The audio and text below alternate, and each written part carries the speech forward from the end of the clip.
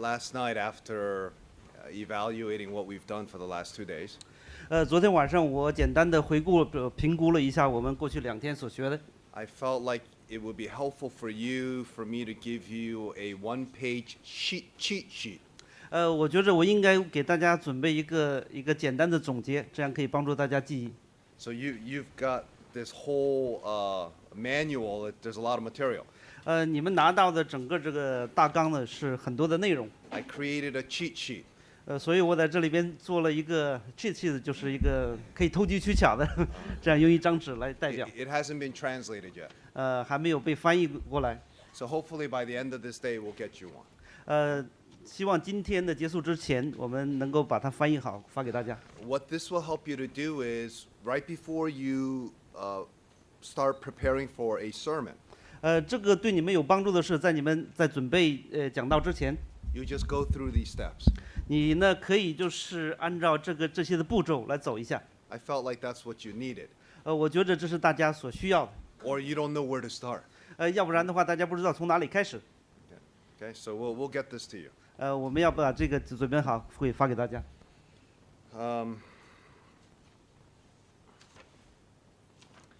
Let me just quickly review what we went over yesterday. 我想给大家呢很简单的重复一下昨天我们所学过的。Remember, when we look at a particular passage, we want to get to Christ. 我们呢当看一段特别的经文的时候，我们要把它指向基督。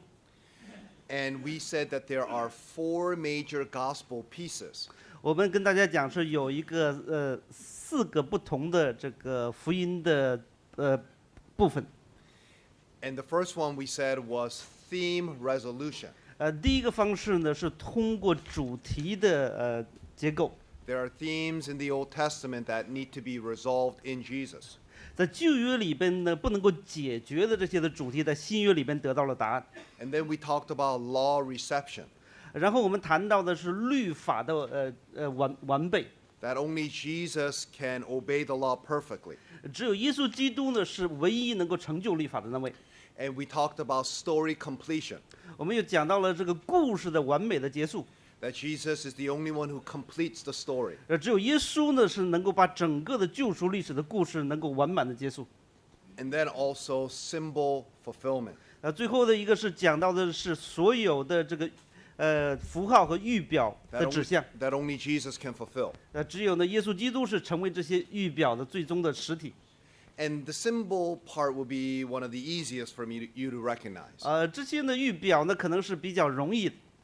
Because you know many of the symbols in the Old Testament. 很多的预表呢，其实在旧约里边都提到过。Like the 3 offices of the Messiah. 举个例子讲到，就是说这个弥赛亚的3项的工作。And this will be the place where a lot of the types will come into play. 根据这3项工作，主要指的是君王、祭司和先知。有很多不同的预表会指向这些。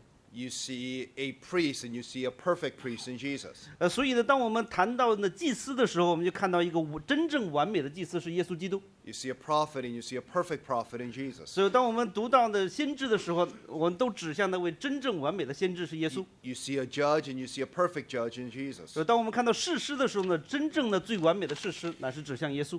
And whenever you see a symbol fulfillment, 当我们看到这些的预表符号的表达， there are both comparisons and contrast. 常常是有的是比较，有的是对比。So when you look at someone like Samson, for example, 举个例子呢，是Samson，参孙。that there is comparison and contrast. 这个参孙的例子呢，是既表达了比较呢，又用对比的方式。Because Samson was a flawed judge. 参孙呢是一个不是很完美的一个士师。And Jesus is the perfect judge. 耶稣呢与之相对比呢，耶稣是那位完美的一位士师。But there are a lot of comparisons. 但其中呢，他们有一些的比较。For example, Samson lost his eyes. Samson 呢最后被挖掉眼睛。There are references in the Bible about the Messiah having the eyes covered. 在这圣经里边也谈到呢，未来的弥赛亚，他的眼睛呢被遮盖。Samson was a Nazarite. 参孙是 From number 6, Nazarite vows. 是 Nazarite. 拿西尔人，拿西尔人。And Jesus was a Nazarene. 耶稣呢也是。there are many, many comparisons between the Old Testament symbols and types with Jesus, the reality. 所以呢，在旧约里边有很多这个符号的预表呢，而在耶稣基督里的成为一个事实。And so when you're looking at a given text in the Bible, 当我们呢查考圣经的一些的经文， you have to figure out which gospel piece is in play here. 我们呢需要查考它的福音的那些的特点在哪里。 If you say, oh, it must be theme resolution, 如果你看到的这是一个主题式的， then you have to ask yourself which theme is being emphasized here. 所以呢你要去强调和看到这里边要强调哪些的主题。 And that's where you're going to find the point of contact with Jesus. 然后呢你就可以把它引向到耶稣基督。 Because you ask, when you look at a passage, 当我们去看一段经文， well, how can I find Christ? How can I make the connection? 我们就问这一句话说：哎，耶稣这段经文与耶稣有哪些关系？ You need to first figure out which of the 4 gospel pieces are in play. 我们呢首先呢要找出是不是它符合这4种可以寻找耶稣基督的方法。 And then in each of the gospel piece, figure out which theme, which story is in mind here. 然后呢，你就看到它属于哪个故事里边，或者哪个主题里边，或者是哪个预表里边。 That is why when you make a connection to Christ, it's not redundant. 这样的话呢，当我们去与耶稣基督连接的时候呢，就不会产生一种重复和累赘。 Because it's not always a type. 因为呢，并不是所有的都是预表。 You're not always saying, oh, here's Isaac, Jesus is a better Isaac. 我们不会总是讲话，这是以撒，耶稣是更好的以撒。 That depends if it's in the symbol fulfillment. 这有可能是指向的是一种的预表的实现。 Because I know that some of you are thinking, oh, if I make a connection to Jesus every time, 也许我们当中有人认为，如果我每次都把它与耶稣基督关联起来， it's going to be redundant. 可能就会不断的产生重复和累赘。 But it can't be redundant. 但是呢，这样不会发生的， Because there's so many different themes and stories and symbols. 因为呢，在圣经里边有很多的主题，很多的这个预表，有很多的故事。 Let's take symbols, for example. 我们举个例子，从这个符号预表， Let's talk about the temple. 我们来看这个圣殿。 Let me show you many different symbols in the temple. 在这个圣殿里边有很多不同的这个符号 You 和 have, 表达。 you have glory. 这里边谈到圣殿里边的荣 You 耀， have the presence of God. 神的同在。 You have the showbread in the temple.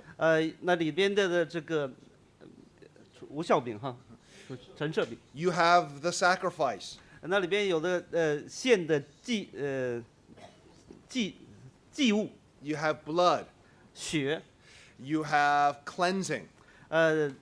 洁净里， You have water. 那里有水。 There are so many different symbols related to temple. 都有这些的预表呢，都是与这个圣殿连在一起的。 So how can these things be redundant? 所以呢就不会产生很多的重复。 One time you say Jesus is the living water.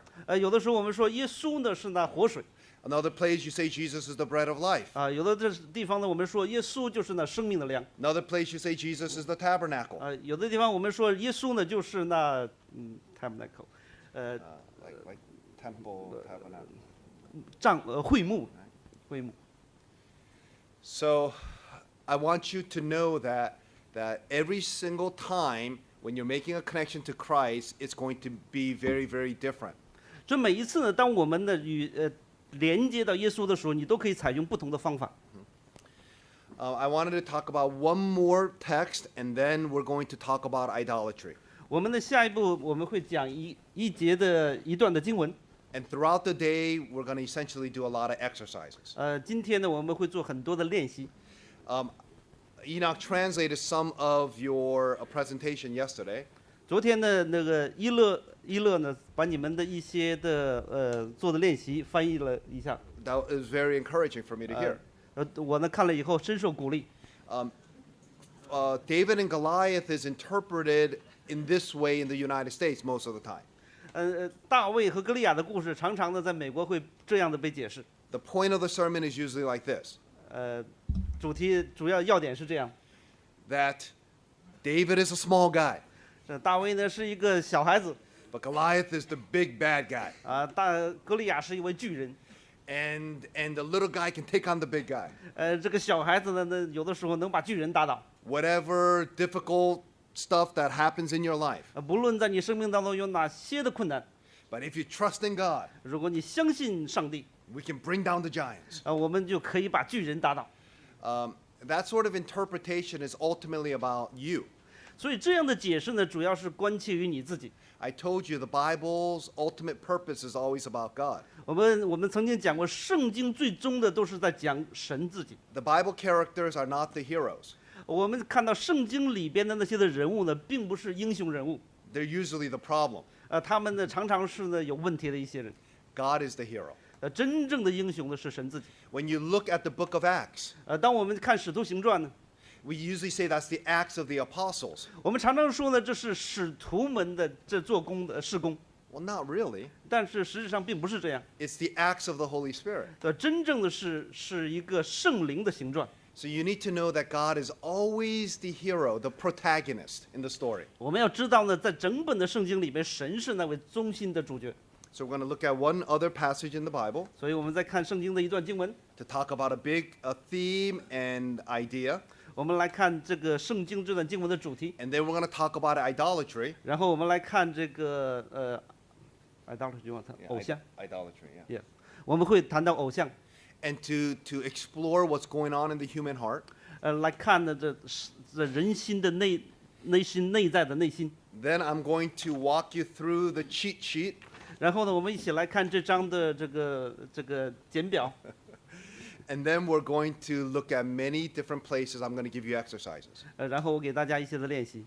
Not so familiar like David and Goliath. 并不是一些非常熟悉的经文，像大卫和歌利亚。 And you're going to have to figure out which gospel piece is this. 然后呢，大家会去做一些的选择，到底是应用哪一部分的这个福音的片段。 Because I think you're at a point now in our conference 我想呢，大家已经到了这样的一个地步， where you need to practice and to figure it out by looking at 你 text. 应当自己去实践和练习。 I think that's what is going to be helpful for you. 我想这对大家会有帮助的。Let's go to Genesis 15. 我们一起翻到这个创世纪的第15章。 Genesis 15 is a picture of the work of God through His covenants. 创世纪第15章呢，是描绘了这样一幅图画：上帝与这个亚伯拉罕立约这样的一幅图画。 God gave him the covenant or the blessing or the promise in Genesis 12. 在这个创世纪第12章呢，神呢给他祝福， That He's going to bless him with an heir. 神与他立约呢，要祝福亚伯拉罕的子孙。 But many years have passed, 但是很多年过去了， and he's wondering where his son is. 亚伯拉罕就在想，我要应许的孩子在哪里？ So Abraham is getting nervous and anxious. 说那亚伯拉罕呢就有点着急了， So he comes to God and asks him a question. 所以呢他就来到神的面前，就问神问题： Are you going to give me a son because I don't have one yet, or are you going to provide a son through Eliezer, my servant? 是上帝啊，你要让我自己生个孩子呢，还是你要通过我的仆人呢，让我得一个孩子？ And oftentimes we become nervous like this ourselves. 在我们的生活当中也常常是这样，我们也经常会犹豫不决。 Rather than believing in the promises of God, 我们呢没有去真正相信神的应许。 we sense as though we got to kind of get it going quickly. 我们自己有一些想法，能不能够通过自己的手段来达到目标？ Right. Again, Asians generally, we don't like to wait. We just like to get things done quickly. 作为一个亚洲人呢，我们一般的都是心比较急的。 But you need to know that oftentimes God doesn't work that way. 但是常常神有自己的时间。 Look at Moses. 我们来看摩西。 When Moses realized that he had been called as the prince of Israel, not only the prince of Egypt. 当的摩西呢，他认识到他自己被称为是以色列的王子，并不是埃及的王子。 And he wanted to kind of ascend and represent the Israelite people. 所以呢，他就想，哇，我要兴起来，我要代表以色列人。 Well, he went about it all the wrong way. 但是呢，他就犯了一系列的错误。 And then God sends him into the wilderness. 然后呢，神就把他驱赶到旷野里边。 And he's there for 40 years. 他在那里边整整40年的时间。 Could you wait for 40 years? 你会不会等待40年呢？ 40 years obviously representing the 40 years that the Israelites will be in the wilderness. 这40年呢，代表着旷野里边以色列人在旷野的40年。God wanted him to experience what he knew that his people needed to experience. 那神让他先经历到他所带领的人民将要经历到的40年的旷野生活。That's why Jesus went into the desert to fast for 40 days. 这就是为什么在新约里边，耶稣到旷野里边禁食了40天。And so, could you imagine what Moses was thinking in the wilderness? 你可以想象在这40年里边，摩西在旷野在想什么吗？ Think about that. He grew up in the palace and he's now in the desert. 你想一想，他以前是成长在皇宫里边，现在呢却在旷野。Well, God raised a Joseph in the desert to use him in a palace. 那神呢就是Joseph. Yeah, Joseph. 约瑟。Yeah, Uh, Joseph.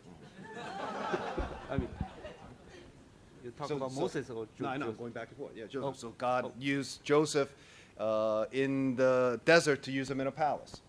同样的那个约瑟被在旷野里边兴起，也同样在这个皇宫里边被神所使用。I'm trying to say that God does different things in different ways. 我是在说呢，神在不同的人身上采取了不同的方法。 God is consistent, 神呢是一个一如既往的神， but he's not manageable. 但是呢，神不是说我们可以去掌控的， He's not always predictable. 也不是我们可以能够猜测到， He'll surprise us, 他常常令我们吃惊， but he always does what's best for us, 但是他一直是做那些对我们最好的事情， even if he means he doesn't answer our prayers. 但是常常甚至当我们所求的他不答应的时候， Well, he always answers our prayers, 他一直是实际上都在回应我们的祷告， but not necessarily the way we want them answered. 但不一定是我们想要的祷告的结果。 There are 3 ways that God usually responds when we pray. 当我们祷告的时候呢，神常常用3种的方式来回应。 Yes, 一种就是答应我们的祷告， no, 或者是不垂听我们的祷告， not right now. 或者是现在还不行。 But he always responds to our prayers. 但是神是一直回应我们的祷告。 And so Abraham is getting nervous. 所以在这时候呢，亚伯拉罕就有一点的坐立不安了。 So in the ancient culture, you can have an heir through one of your servants. 在那个过去的时代呢，在他那个时代呢，他可以通过自己的仆人来得一个孩子。 And so God comes and speaks to Abraham. 所以这个时候呢，神就来向亚伯拉罕说话。 He says, I want you to go shopping. 他说呢，我让你去买东西， I want, 少 yeah, shopping. Go and get some animals. 你去买一些的这个牲畜过来。 And he tells him to get a specific type of animal. 他呢就让亚伯拉罕去买一些特别的畜生的类型。 And so Abraham goes and gathers all the animals. 所以亚伯拉罕呢就去买了一些各种各样的这些的牲畜。 And I want you to cut the animals in half. 神就让他说，你把这些的牲畜呢要切为2半。 So when you cut the animals in half and set them apart like this, 所以你要把那个牲畜呢切为2半之后呢，把它分割成一半一边。 it's messy and it's bloody. 它是那个情景是到处都是血，还是一塌的。 What's going on here is a picture of a suzerainty treaty. 那在这里边呢，所表达的是一个诸侯国和王之间立约的这样的一种方式。 Oh, good. You got the king in there, yeah. So it's a royal kingly suzerainty covenant. 这是一个王呢和他诸侯国之间立约。 And so in the ancient world, whenever there would be this kind of covenant, 在古代的时候呢，当他们这样立约的时候， the one who is the king, the suzerain king, 他那个王呢， will relate to the vassals, 他和他的诸侯国之间， the servants. 是他的这种的诸侯国、 And 附属 so 国。 this is what God is doing with Abraham. 那神呢，用同样一种方式与亚伯拉罕来立约。 And so what's going on here is that God is essentially saying, you want to know if I'm going to keep my promise? 神呢在这里边告诉亚伯拉罕说：“嘿，你想知道我是否能够保证来成就我所立的约呢？ I'm going to show you through this covenant that I'm going to have with you. 我要通过这样的一种方式来告诉你我会的。 And then this is what it says in verse 17. 在第17节是这样讲的： Read that. 日落天黑，不料有冒烟的炉，并烧着的火把从那些肉块中经过。 17? 17 And so it says here that a smoking fire pot, 在这里边谈到一个冒烟的炉， and a flaming torch 燃烧的火把， pass between the pieces. 在这些这个被切割的肉中间穿过去。 Well, what does this mean? 这里是什么意思呢？ You see, whenever a suzerain king would make a promise with the vassal servant, 那个王跟诸侯国之间立约的时候呢， it's usually the servant who has to walk between the pieces. 所以呢，那些呢诸侯国的王呢，会从这些切开的肉中间走过去。 Because it is an object lesson. 这是一种的表达。 And the covenant will be something like this. 他们所立的约呢，可能是这样。 The king will make a promise to the servant 所以这个王呢，向这些这个做仆人的诸侯国们应许， that I will provide for you and I will protect you. 我呢要供应你们，我要保护你们。 And in return, the servant will make a promise with the king. 那为了回应了这个王呢，他这些诸侯国的人呢，就会这样做。 He would obey the laws or stipulation. 他就是会遵守他与王之间的约。 Sometimes he will give of himself to the service of the king. 有的时候他说我要忠心的服侍这个王。 Sometimes you pay taxes. 有的时候他们说我每年要交贡献给你。 And so the servant would walk between the pieces. 所以这些诸侯国的王呢，会走在这些的被切割的动物中间。 Because the picture shows that if the servant disobeys the laws of the king, 这里在表现说，这些诸侯国的王有一天如果要违背了这个王 then he's going to be cut in half like the animals. 他呢就会像这些的牲畜一样被斩首。 That's a pretty strong deterrent to make him obey. 所以呢，这是一种的方式呢，让那些诸侯国们能够顺服。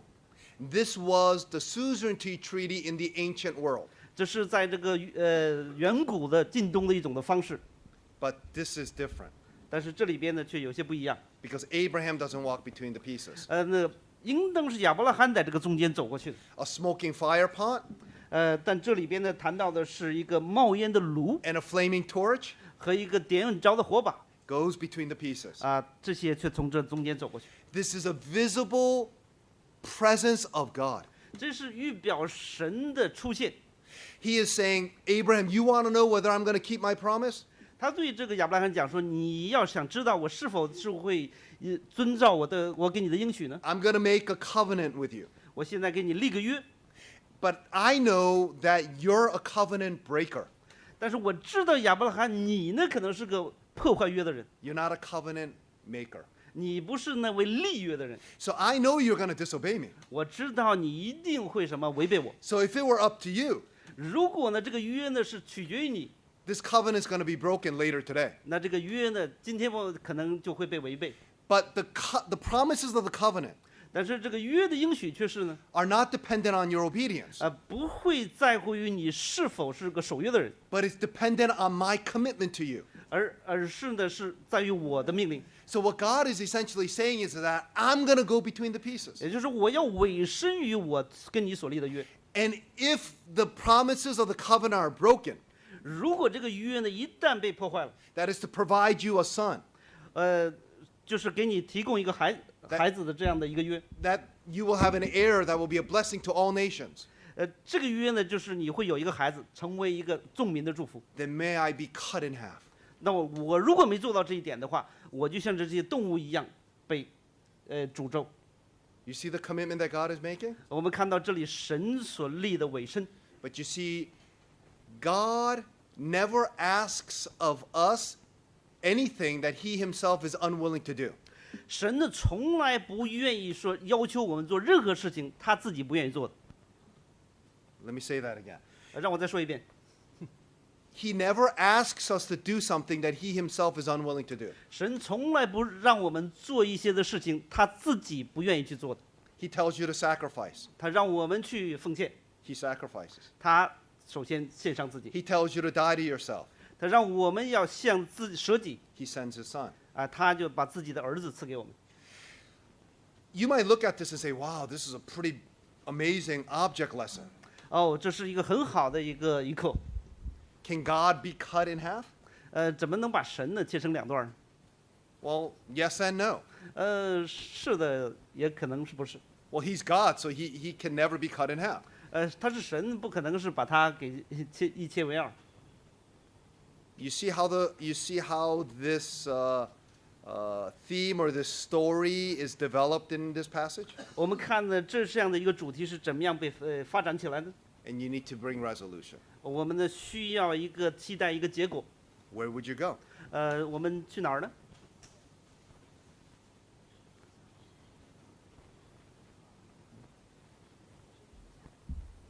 Cross。God in Jesus 神在耶稣基督里 was cut in half 啊，这位道成肉身的耶稣被一切为二， on the cross.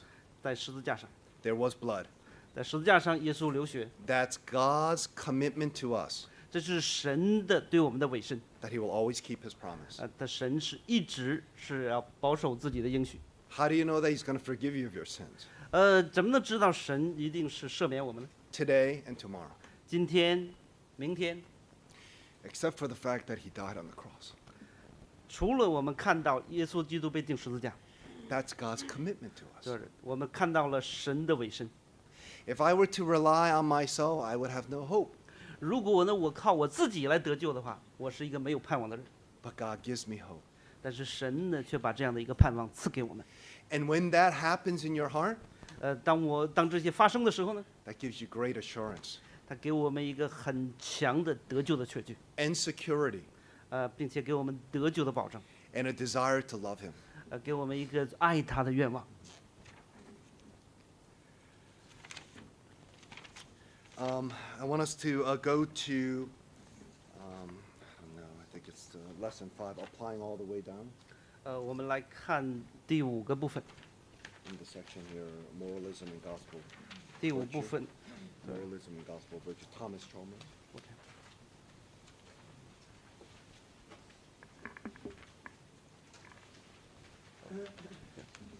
我们来看第5部分，谈到的是道德主义和福音的美德。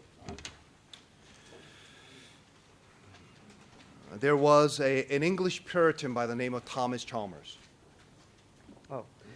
在第3个部分哈，道德主义和福音的美德。他有一个 English preacher， Yeah, Thomas Chalmers. OK， 有一个英国的布道家，他的名字叫 Thomas Chalmers。 He said Thomas- the best way of casting out an impure affection 他说呢，舍弃一份不纯洁情感的最好方式， is to admit a pure one. 就是接受一份纯洁的情感。 Thus, it is that the freer the gospel, 这就是说呢，福音越让人自由， the more sanctifying the gospel. 就越发能让人成圣。 On the tenure of do this and you will live, 呃， I'm just reading. One. OK， 在如此行就可存活， A spirit of fearfulness is sure to enter, 就会使一个恐惧呢进入到人的心里边。 and the jealousies of a legal bargain 所以这个嫉妒的律法呢， chase away all confidence of intimacy. 就除去了我们与神之间亲密的这样的信心。 You see what Chalmers is saying here? 我们看这位这个托马斯是怎么讲呢？ He's saying if you work with this idea, do this and you will live, 如果呢我们的生命呢是我们如果做这些你就可以存活， then fear will come into our hearts. 我们呢就会产生恐惧， And therefore, we will be tempted to try to bargain with God. 我们有了恐惧之后，我们就会跟神之间讨价还价。 And it's going to chase away intimacy with Him. 那当我们与神之间讨价还价的时候呢，我们就跟神之间失去了一种亲密的关系。 Because you're no longer interested in having an intimate relationship, 因为在这个时候呢，我们就不在乎与神之间的亲密了， but you just want a business transaction. 我们需要的只是一种所谓的商业交易而已。 Rather than seeing Him as your suzerain king 我们呢，把他没有看作是那位的真正的国王， and seeing yourself as a servant, 却把自己看成是一个仆人。 now you're seeing Him as a vendor. 那我们把他就看成是一个这个商业的伙伴， And seeing yourself as a consumer. 我们把自己看成是他的一个客户。 And if I bargain with Him with my obedience, 当我用我们的顺服来跟他讨价还价的时候呢， then He has to bless me. 他呢要因为我的顺服，你要来祝福我。You see how messed up the system is? 所以呢，我们就发现我们这样进入到这样一种的关系呢，就会乱糟糟了。If you don't have the gospel and you just try to obey, 如果我们没有福音的话，我们强迫自己去顺服， God becomes your vendor, 那神呢就变成是我们的一个卖家， not your king. 并不是我们真正的王。 Ask them if they understand this. 大家是否明白？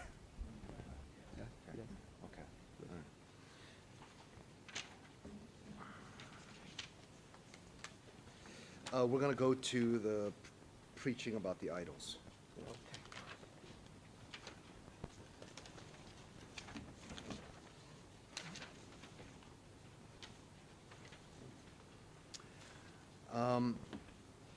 I don't ask them what their understanding of idolatry is. 大家是否明白这个偶像的含义？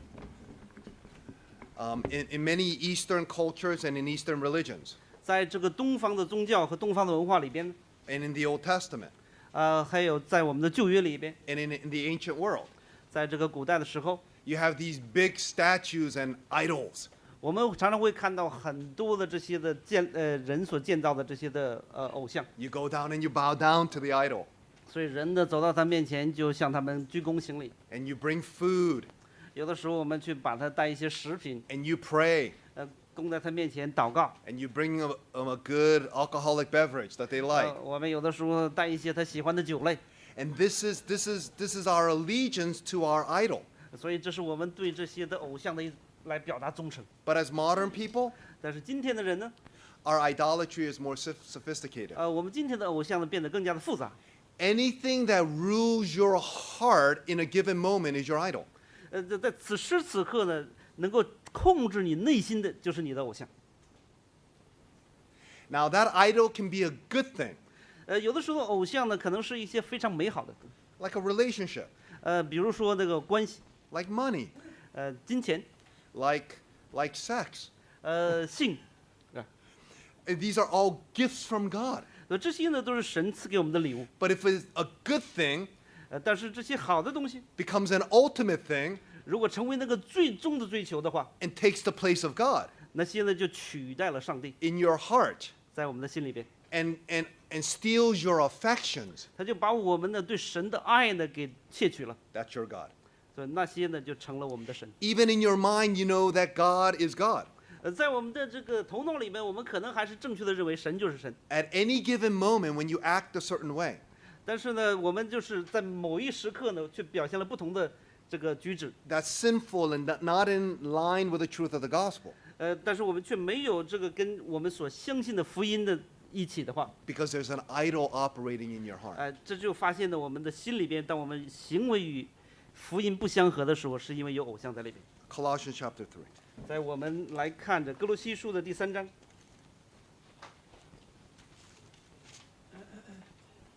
Verse 5. 第5节。所以要治死你们在地上的肢体，就如淫乱、污秽、邪情、恶欲和贪婪。 And does it end with which? 贪婪就是拜偶像一样。 Which is idolatry, Yes. right? Mhm. Yes. You see? It's not just about a statue. 所以这并不是关于那些立好的碑啊，那些的雕刻的偶像， It's what happens in the heart. 主要是指着我们心里边的一些 So 东西。 that means even as Christians, 也就是说呢，作为一个基督徒， even as ministers, 甚至像我们这些做牧者的， even as preachers, 作为这个传道人， we all wrestle with idols in our hearts. 我们每个人都是在与自己的偶像在争斗。 I don't know how this is being received right now. 我不知道大家是怎么样去来看待。 Because in Eastern cultures, we tend to deny, no, I'm not like that. 在东方的文化里边，我们会说，这不像我，这不像我，我不会这样。 You need to be honest with your heart. 我们需要对自己的内心诚实。 Jesus always told us to be honest with our hearts. 耶稣总是教导我们要为自己的内心诚实。 Again, if you say, oh no, I don't struggle with idols, 如果我们说，我从来不跟着偶像作对的， then you probably have a moralistic way of looking at life. 但是这样就表明你可能是一种道德主义的方式来认识自己的人生。 Because you can't admit to that. 因为你不能够去承认这一点。 Because it makes you look bad. 因为你觉着如果我承认的话，这样我就很没有面子。 And you need to look good.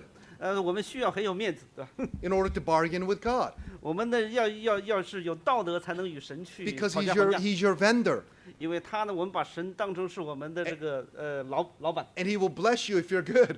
如果我们做得好的话呢，他就应该祝福我。 You see how this theology works with your idolatry? 我们看到呢，这是偶像变成一种神学在我们的生命当中。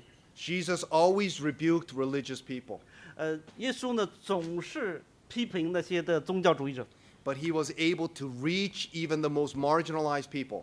但是呢，他却能够去向那些在社会边缘的人传福 They 音。 looked very messy on the outside. 那些人呢，在外表上是非常糟糕的。 The Pharisees looked very clean on the outside. 那些法利赛人呢，在这个世人面前是很有体面的。 But Jesus was always concerned about the heart. 但是神呢，却专注于人的内心。 It is not what comes out of it's not what goes into the body that is dirty, 耶稣说呢，不是进入到口的人的使人脏， but what comes out of the 而 heart. 是从心里面出来的才是脏的。 Don't be concerned about cleaning the outside of the cup. 不要去在乎这杯子上的这个脏的东西。 Be concerned about cleaning the inside. 我们要去专注于把自己的内心要洁净。 See, my wife and I are different. 我太太跟我呢是性格不太一样。 I like to have everything clean on the outside.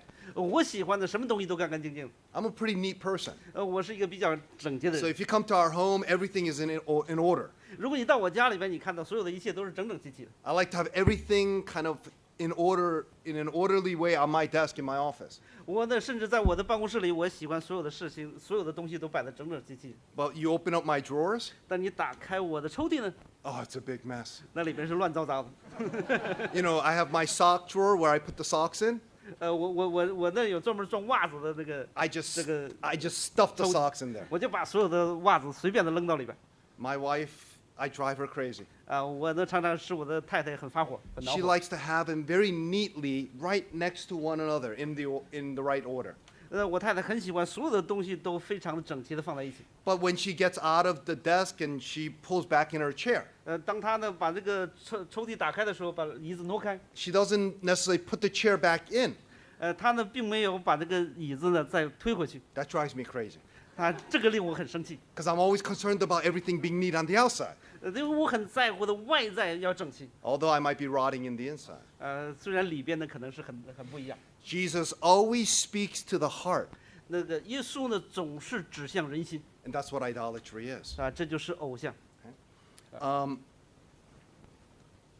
There are 4 major idols that we can talk about. 我们呢今天可以谈这个4类偶像。 Let me go to 1 John chapter 5. 我们来看这个约翰一书的第5章。 1 John chapter 5, verse 21. 第5章的第21节，小子们呢，你们要自守，远避偶像。 Isn't it interesting he ends his letter with that? 非常有趣的是，约翰呢是用这样的远避偶像来结束这段的书信。 Idolatry is not just an Old Testament idea. 所以呢，偶像并不是旧约里面的一个想法。 Clearly, we see it in the Psalms and also in Isaiah, 我们在以赛亚书和这个诗篇里边，我们可以经常的看到。 where God says it's ridiculous that you would go into the woods and chop down a branch. 神的说，这是非常的可笑的事情，你们去到森林里边去雕刻偶像， And then carve out an image, 然后呢，你把把这个用木头来雕刻偶像， and then put it up on an altar, 然后你把它放在那个坛上， and then to worship it. 然后去拜它。 It's foolish because you created the idol. 所以这是太愚蠢了，是你们自己为自己在雕刻偶像。 So this is the reason why once you start worshiping idols, 所以呢，这就是当人去敬拜这个偶像的时候， you become just like the idol. 所以呢，你拜什么样的偶像，你就成为那样的偶像。 If you worship money, 如果你呢敬拜金钱， you start looking like money. 你呢越来越像钱。 Right? If you worship material things, you look just like the material thing. 如果你敬拜那些物质性的东西呢，那你就越来越物质化。 If you worship knowledge, you're going to look like knowledge. 你要如果敬拜知识呢，那你就越来越变成。 Again, an idol is a good thing that becomes an ultimate thing. 我们谈到的偶像呢，常常是好的东西成为了个最终追求的目标。 Loving your wife is important. 爱自己的妻子是非常重要的。 But if your wife becomes your surrogate savior, 如果你的太太成了你的救主的话， it's a problem. 那就是很大的问题了。 And of course, our wives are not supposed to be our mothers either. 呃， Okay, never mind. So we're supposed to enjoy the gifts that God has given us. 我们呢是应当是要享受神赐给我们的这礼物， But if we want that gift to be something that it wasn't created to be, 但是如果我们想呢得到这个礼物不是神想让它成为的， then we're not using it in the right way. 我们呢就没有很好的使用神所赐给 You 的祝 see, 福。 when we think about God, 当我们想到神的时候， we can't think of him as being merely useful, 我们不能想到神呢是一个有用的， but he has to be beautiful. 他呢还要是一个美的。 So this is the reason why when we see in a place like Isaiah 6, 所以呢，这就是我们在这个以赛亚书第6章， when God tells Isaiah to preach to the people, 当呢神吩咐以赛亚去向这些众人去宣讲的时候， he says once people have received the idols in their hearts, 他说呢，那些人呢，如果心里边有了偶像 they will become just like the idols. 啊，他们就像那些的偶像一样。 They have eyes but cannot see. 他们呢有眼却看不见， They have ears but cannot 他 hear. 们有耳却听不见， They have hearts but they cannot understand. 他们有心呢却不能够明白。 Why is that? 为什么呢？ Because the idols have eyes 因为那些偶像呢是这样， but 有 they 眼 cannot see. 有眼不能够看得见， Ears but cannot hear. 有耳听不见， You become just like your idol. 所以你呢就越来越像你所敬拜的。 And so when we don't look at our hearts very carefully, 当我们呢不去关注我们自己的内心， we will never sense our need for a savior. 我们呢就会常常忽略我们需要一位真正的救主。 You can't just simply look at the fruit of your idols. 我们不能呢专门看我们敬拜偶像所得那个果实， You got to go deep into the heart. 我们要回到人的心里。 So here are some fruits of your idols. 所以常常我们来看这个偶像所产生的果实， Anger and irritability, 这个愤怒，常常的容易被激怒， denial, 拒绝、否认， defensiveness. 常常是这个自我保护。 If at this very moment you're getting defensive and say, oh, I'm not defensive, 如果我们这里边我们有人在说，哎，我不是那种人，我不会自我辩护。 you're proving my point. 你正在呢证实我说的是对的。The fourth fruit is blame shifting. 另外一个呢，就是总是去责怪别人。 Whenever I get into fights with my wife, 当我跟我太太吵架的时候， by the way, if you fight with your wife or your husband, you have to fight a very clean fight. 当你跟你的太太要作为丈夫的时候，要跟你太太吵架的时候，你要吵得干净利索。 There are certain things you must never do, 有一些事情你绝对不要做的。 no matter how angry you are. 不管你多么的愤怒，但是有些事情不要做。 You shouldn't slam the door and walk outside. 你不能够就把门一甩就走了。 If you start getting in the habit of doing that, 你如果呢这样形成一个习惯， first time you're going to leave the room, 第一次呢你可能离开你的房间， next time you're going to leave the apartment, 下次呢你就离开你的家， and the next time you're not going to come back home. 再一次呢你就不需要回家了。You have to know there's certain things you can't do. 但是你知道有些事情你是可以做的。 And you also have to never say, I hate you. 你永远不要说呢我恨你， Even though at that moment you really hate her. 即使那个时候你非常恨他。 Never say things like, I want a divorce. 不要说我要离婚。 Those are really tough words. 这是非常重的 I 言语。 remember listening to an interview that a journalist had with a Christian pastor. 我呢有一次呢看一个采访一个牧师， He was a very old pastor. 他是一个很年长的牧者， And he said, have you ever thought about getting a divorce? 他就问他说你是否想过你离婚呢？ And he got all really upset and said, divorce, divorce? 他这个人非常的这个不太舒服，他说什么？ Never, 离婚，绝对不会的， never. 绝对不可以。 Murder, yes, but divorce, never. 他说把他干掉倒是想过，但是离婚没有想过。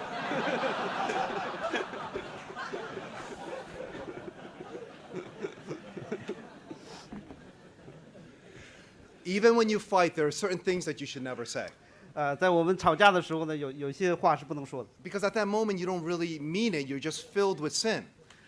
那个时候呢，你主要是想到了那些罪行，但是你并没有真正指你想要做的事情。 So don't just look at the fruit of your idols. 所以呢，不要专注于这些的偶像所产生的结果。 Again, irritability and anger, 我们回头来是愤怒， denial, 否认， being judgmental, 我们对别人呢常常很挑剔， blame shifting, 总是责怪别人， and being defensive. 常常是为自己辩护。 I love to say whenever I argue with my wife, I'm not the problem. 我常常跟我太太吵架的时候，我说，哎，我不是问题的。 And she says, you're never the problem. 她说，对，你们从来不是你的问题。 Whenever when couples come into my office for marriage counseling, 常常都有夫妻来到我的办公室做这个辅导， the husband never says, I'm the problem of this marriage. 丈夫从来不说，嘿，我是这个婚姻里边的矛盾。 Wife never says, I'm the problem in this marriage. 妻子也从来不说，是吧？我是这个婚姻的问题。 They're always pointing the finger at the other person. 他们两个人都是彼此说对方是有问题。 I always tell them that there's a difference between the occasion for your sin and the cause of your sin. 我总是跟他们讲的，这里边 Circumstance. 这里边是有一定的区别的，有的时候是你的问题和罪的一个根源。 The circumstance of your sin might be your husband or your wife. 这个外表的情况来看呢，你这个罪呢是你的丈夫或你的妻子， But they are not the cause of your sin. 但是呢内里的根源却不是。 The cause of your sin is your heart. 那真正的罪的根源是你的心。 The big problem in this marriage, 在这个婚姻里边的问题呢， and I'll point to the husband and say, the problem in this marriage is you. 我就跟那个丈夫说，嘿，这个婚姻里边最大的問題就是你。 I'll look to the wife and say, the problem in this marriage is you. 我同样也指着这个妻子也说，嘿，这个问题也在你。 They're always blaming each other. 但是他们两个却彼此的责怪。 You see, in a marriage relationship, if only one person admits I'm the problem, 在婚姻里边呢，如果有一个人说，哎，这是我的问题， there's hope for that marriage. 这个他们的婚姻呢还有盼望。 If both of them say that they're not the problem of the marriage, 如果两个人都说都不是我的问题， there's no hope. 所以这个婚姻是没有盼望。 And if they both admit that they're both the problem, 如果两个人都说都是我有问题， oh, then there's great hope for that marriage. 所以他们的婚姻就有很大的盼望了。 Of course, that rarely happens. 很不容易，很不容易会这样。 And so we just talked about the fruit of our idols. 所以我们看到一些这个偶像所产生的结果。 But the Bible says in Ezekiel 13, I think. Let's go to Ezekiel. 在以西结的第13章。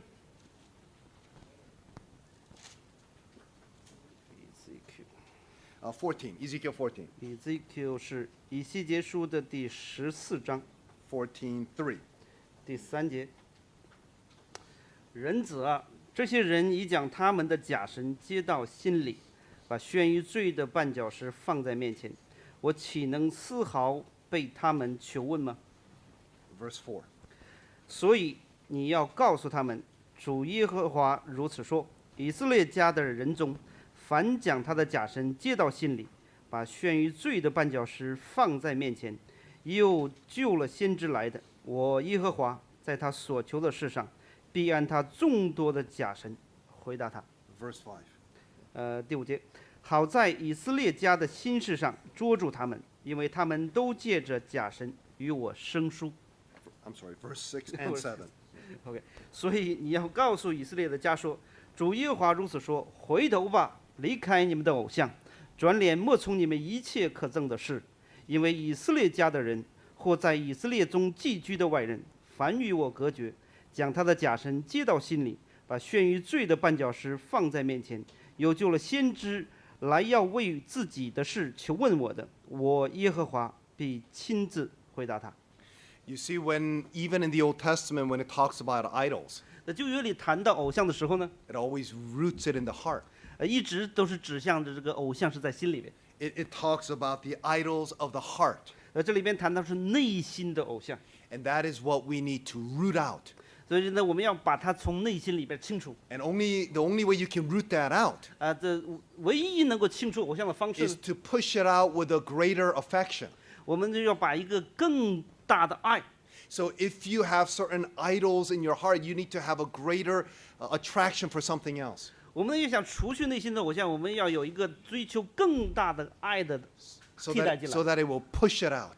所以呢，那个爱呢，就会把这个偶像 So 驱赶出去。 there are 4 things. The chart. 所以呢，这里边有4个方面， Four major idols. 有4个 First is comfort. 4个主要的偶像哈。第一个是安慰，在你们这个手册上这个图你会看到。 The first idol is comfort. 第一个偶像呢是安慰，对吧？求安慰。 The second idol is approval. 第2个是得到赏识。 Third is control. 第3个是能够控制欲。 The fourth is power. 第4个是权力欲。 We as men, especially, 作为男人呢， we like comfort. 很多人呢喜欢这个舒适。 This is the reason why when our wives come to us and they want to talk to us about all these little problems, 这就是呢，有的时候我们的妻子来到我面前，讲一些很多很碎杂的问题的时 and 候 we，say, "Oh, don't trouble me, don't trouble me with these things. 所以丈夫常常会说：“哎，别烦我，别烦我。 It gives me too much stress." 我这给我很多的压力。 Because we want comfort. 因为我们的内心呢，我们喜欢的舒适。 I don't want there to be conflict in my life. 我不希望呢我的这个生命当中有任何的问题。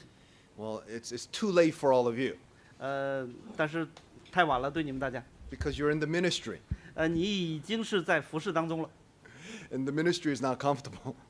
服侍呢从来不给我们很多的这个舒适。 You're going to have a lot of conflict 我们在服侍当中有很多的问题。 because you're caring for people 因为你爱别人，关怀别人， who are messed up, bad sinners. 所以他们呢都是罪人，他们生命都是一团糟， So they're always bringing problems to you. 所以他们总是把自己的问题会带给你。 Another idol is approval. 另外一个呢是被人的赏识赞赏。 No one likes to be rejected. 没有一个人呢是喜欢被别人拒绝的， We all like to be accepted. 我们都喜欢被别人接纳。 Again, when a couple comes to my office for pastoral counseling or That- marriage counseling, 当夫妻呢来到我的办公室做这个夫妻辅导， they will come and say, "Oh, there's some problems in our marriage. 他们常常会说，在我们的婚姻里面有一些问题。 You know, we're yelling at each other. 我们呢都是向对方的大喊大叫。 Sometimes certain objects are being thrown." 有的时候我们会撇东西。 And I said, interesting. 我会说，哎，这挺有意思啊。You have hope in your marriage. 你们在你的这个婚姻里边还有一些盼望。 I said, what? We have hope? 他说，难道我们这样还有盼望吗？ Because at least you're still talking, 我说，至少你们之间还可以讲话。 albeit you're yelling. 虽然是彼此吵来吵去。 It would be very dangerous if there was silence 在这个婚姻当中的很大的危险就是两个人都沉默无语了， when the other person ignores you. 或者是另外一个人干脆是置之不理。 Because when you're yelling at the person, 如果你在向对方大喊大叫， you're saying, I hate you, 你对对方讲说，喂，我很恨你， but at least you still acknowledge that person's a human being. 但是你是虽然你恨他，你还觉得他是个人， You're talking to them, you're talking to them directly. 你还是跟他直接在讲话。 But when you ignore them, 当你呢就忽视他、冷淡他的时候呢， you're saying they're not even worthy to talk to. 所以说那个人连值得说话都不值得说了。 There's nothing worse than rejection. 但是最重要的是最惨的是不被拒绝， There's nothing worse than being ignored. 这是最糟糕的，也是被人家所忽略。 Again, just a side comment 这是一些的to the husbands, a side comment to the husbands. 这是对丈夫的一些的这个建议哈。 If you ask your wives what one of their big issues with you might be, 你可以问你的妻子说，你对我的一个最大的问题是什么呢？ you don't pay enough attention to her. 那很可能是你没有真正的去给她很多的注意力。 They don't like to be ignored. 妻子呢很不喜欢被忽略， And they shouldn't be ignored. 她也不应该被忽略。 God has given her to you as a gift. 那神呢把这个妻子赐给你作为一个礼物， And we're supposed to love and cherish them. 我们应该去关爱他们。 Even as Asian men. 甚至作为一个亚洲的男子也是应当这样。 Don't always excuse yourself and say, oh, I'm Chinese, I'm Asian, I don't do that. 不要以为说我们说我是一个中国人，我是一个韩国人，我不这样做。This is not the difference between an American and an Asian. 这不是美国人呢或者是亚洲人之间的区别。 It's a difference between what the Bible commands you to do. 这是这个圣经所教导我们当做的。 To love your wife as Jesus loved the church. 你要像爱耶稣爱教会一样爱自己的妻子。 And Jesus loved her even when she was not lovable. 当教会呢不是那么可爱的时候，神依然爱她。 So we need to cherish our wives. 所以我们要关爱自己的妻子。So make sure you text your wife and tell her you love her. 你不要忘记今天给你的太太写一个这个message 哈，告诉她你爱她。Not when I'm lecturing though. 不是说我在课堂教你们这么做的。The third is the idol of control. 第三项呢，就是这个控制欲的偶像。Boy, this is a big idol for all of us, right? 这是对所有人来讲都是一个很大的偶像。Some of you might say, "Oh no, I'm passive aggressive."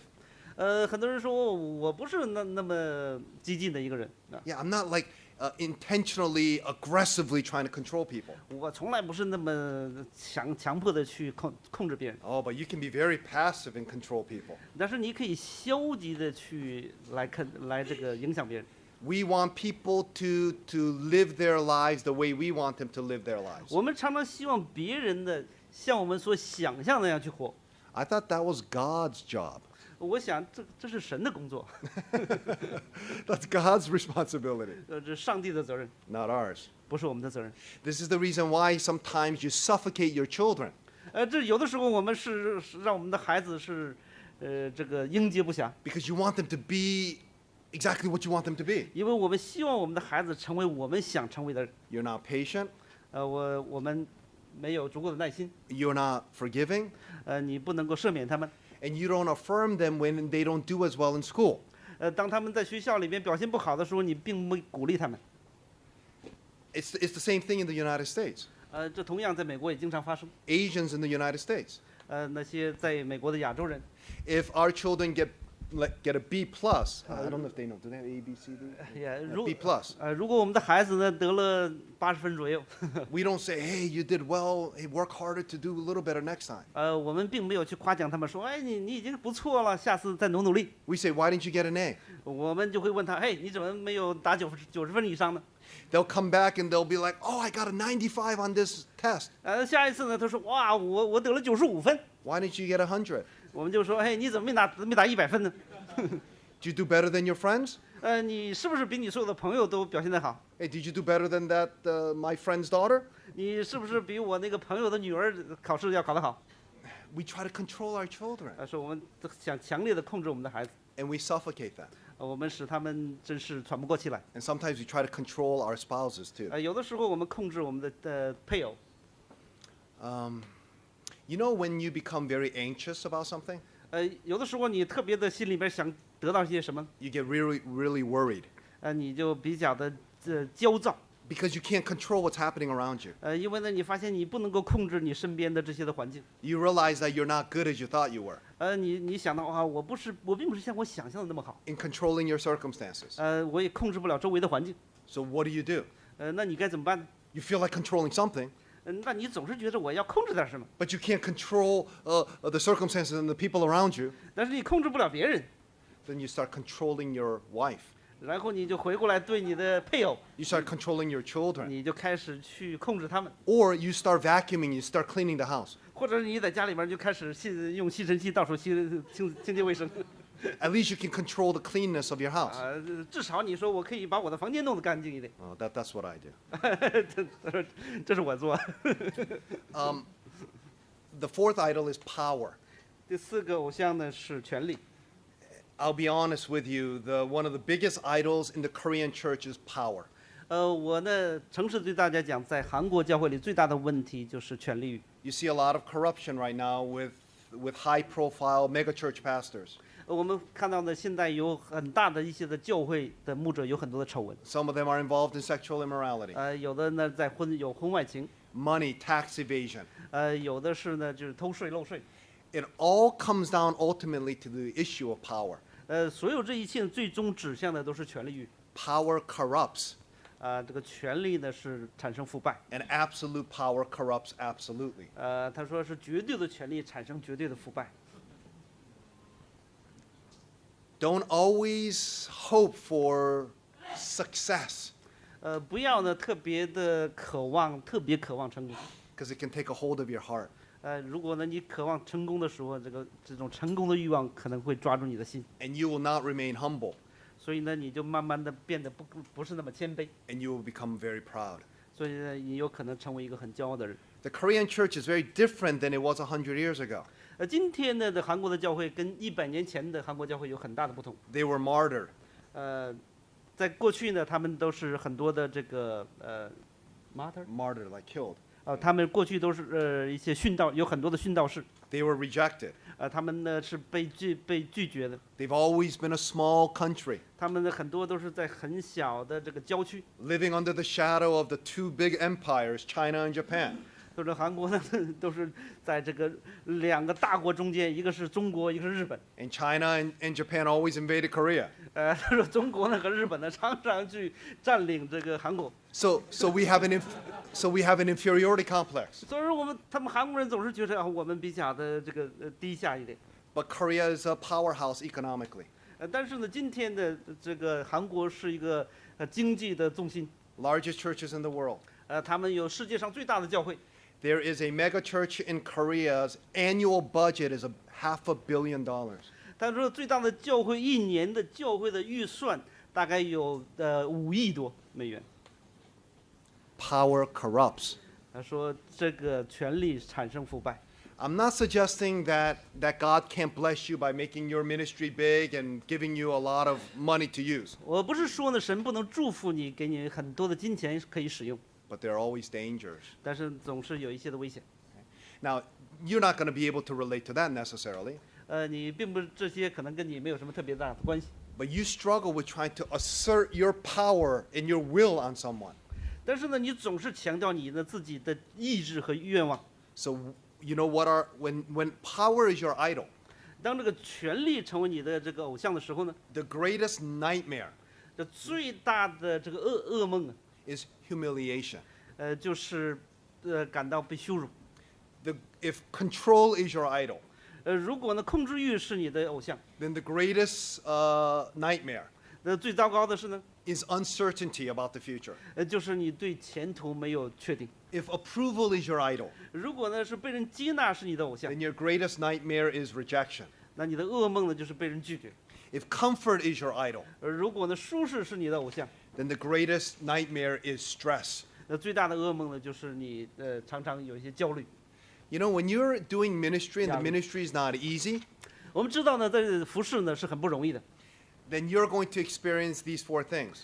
这个4个的偶像是我们常常所要面对的。 Stress, 我们有很多的压力， rejection, 被人拒绝， uncertainty, 对前途的这个不明确， and humiliation. 或者是呢被人所羞辱。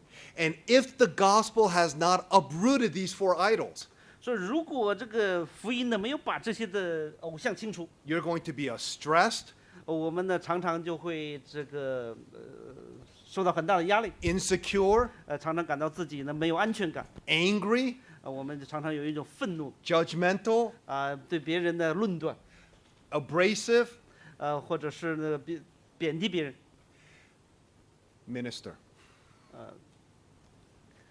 服侍的人 pastor.，牧师们， We don't want to be that kind of pastor. 我们不希望你们成为这样的牧者。